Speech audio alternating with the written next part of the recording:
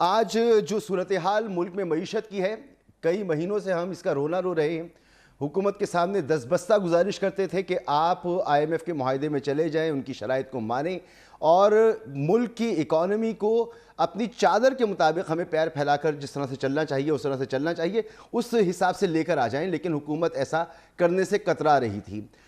ابتدا میں کیا اور پھر چھوڑ دیا، اور پھر اسحاق ڈار صاحب آ گئے اور پھر نہ جانے انہوں نے آئی ایم ایف کو کیا کیا کچھ کہا، اور پھر اس کے بعد 100 جوتے بھی اور 100 پیاز والی کیفیت ہو گئی ہے۔ اب جو آئی ایم ایف کہے گا وہ ہمیں ماننا پڑے گا۔ اب چوں چرا کی کوئی گنجائش موجود نہیں، بلکہ ڈر اب یہ ہے کہ آئی ایم ایف مزید کیا شرائط ہمارے سامنے رکھے گا۔ اگر اس کی لسٹ بڑھ جاتی ہے تو پاکستانیوں کے لیے مشکلات ہی ہوں گی، اس میں کوئی فائدے کی بات نہیں ہے۔ آج یہ سیاسی طور پر بحث کی جاتی ہے کہ گزشتہ حکومت نے جو کچھ کیا اس کا خمیازہ ہم بھگت رہے ہیں، اور معیشت تباہ ہو گئی اور برباد ہو گئی، پتہ نہیں کیا کیا کچھ کہا جاتا ہے۔ لیکن اگر اعداد و شمار پر آپ نظر ڈالیں تو جس وقت گزشتہ حکومت عمران خان کی حکومت وجود میں آئی تھی تو مفتاح اسماعیل صاحب اس سے پہلے وزیر خزانہ تھے۔ جاتے جاتے وہ کہہ کے گئے کہ آنے والی حکومت کو آئی ایم ایف کے پروگرام میں جانا پڑے گا۔ عمران خان نے آئی ایم ایف کا پروگرام جب شروع کرنا ان کو کرنا تھا، انہوں نے نہیں کیا، ان پہ بڑی تنقید ہوئی، اسد عمر صاحب کو فارغ کیا گیا۔ بہرحال جب وہ آئی ایم ایف پروگرام میں جانے لگے تو یہی اس وقت کی جو پی ڈی ایم حکومت ہے یہ اپوزیشن میں تھی، اور یہ اس معاہدے کو آئی ایم ایف کے ساتھ معاہدہ کرنے کو، ان کے ساتھ جانے کو زہر قاتل قرار دیتے تھے ملک کے خاطر، ملک کے لیے۔ اور پھر عمران خان نے جب یہ معاہدہ کر لیا تو اس پر لعن طعن ہوتی رہی۔ پھر جب فروری میں گزشتہ سال عمران خان نے اس معاہدے سے وہ پیچھے ہٹ گئے تو لعن طعن ہوتی رہی کہ ایسا کیوں کیا، یعنی معاہدے میں جائیں تو یہ بری بات تھی، معاہدے میں آئیں تو یہ بری بات تھی۔ بہرحال آئی ایم ایف کے ساتھ ہمیں جانا لازمی تھا۔ اس کے لیے جو بھی سیاسی مصلحتیں گزشتہ حکومت نے اختیار کی ہوں یا موجودہ حکومت نے اختیار کی ہوں وہ ملک کے لیے غلط ہی ثابت ہوئیں۔ مفتاح اسماعیل صاحب نے جب ٹیک اوور کیا، آنے کے بعد انہوں نے 7واں اور 8واں ریویو کروایا اور قسط وصول کی، 8ویں قسط جب وصول کی تو مفتاح اسماعیل کا کہنا تھا کہ اب ڈیفالٹ کا خطرہ ختم ہو گیا۔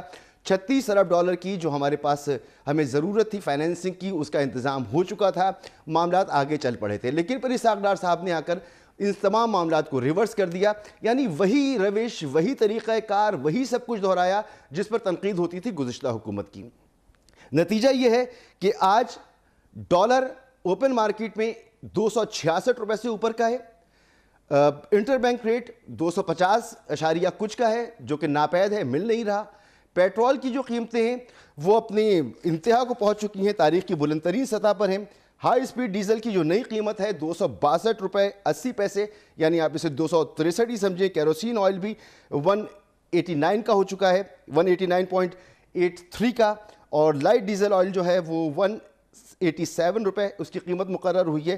پیٹرول کی قیمت 249 روپے 80 پیسے، یعنی 250 روپے کا اس وقت پیٹرول آپ کو مل رہا ہے۔ اب اس کے ساتھ مزید جو اس کا اثر آئے گا وہ یہ ہوگا کہ ہر چیز پہ قیمتیں بڑھیں گی۔ عوام اس وقت پریشان ہوئے ہیں، بلبلائے ہوئے ہیں، ایک دم سے عوام کے سر پر جو ہے یہ ایک کے بعد ایک بم پھوڑ دیا گیا ہے۔ اب صورتحال یہ ہے کہ اس طرح سے تو ہم آگے بڑھیں گے ہی، لیکن سوال یہ ہے کہ کیا جو دلیل دی جاتی تھی گزشتہ چلتی ہوئی حکومت کو فارغ کرنے کی، وہ دلیل آج مانی جائے گی؟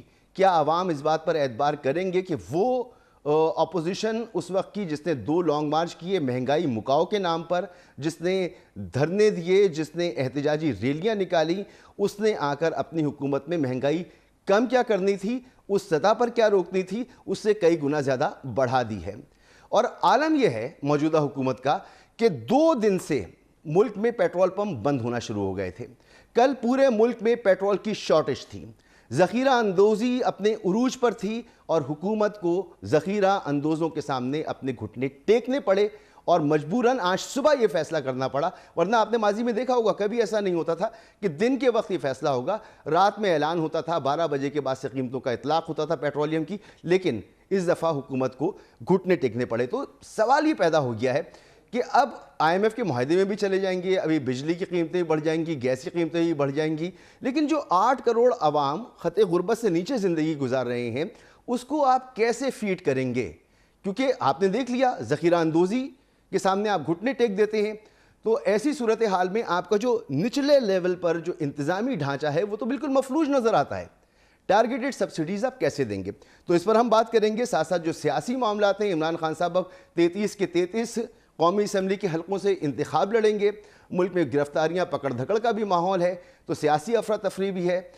پھر پارلیمنٹ پرفارم نہیں کر رہی، یہ ایک بڑا مسئلہ ہے. اور پھر ہمیں الیکشن کی طرف جانا ہے، تو الیکشن ہوں گے نہیں ہوں گے، یہ بھی بحث شروع ہو گئی ہے.